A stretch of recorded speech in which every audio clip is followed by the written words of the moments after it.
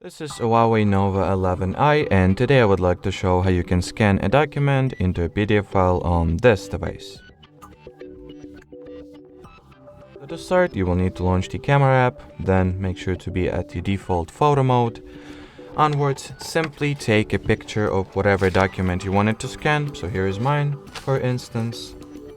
So try to do it so the document will occupy the whole photo space, and well, try to align it and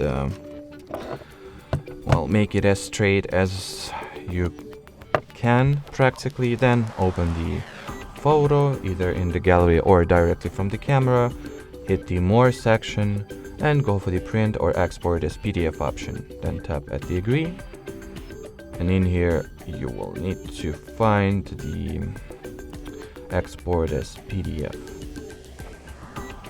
So in here, tap at this 4 dots, choose the save as PDF option, then I'll select the path or the storage folder you would like to save this PDF file to, then hit the check mark icon, wait until the saving as PDF process will be finished, and that'll be it. So that's how the scan looks like.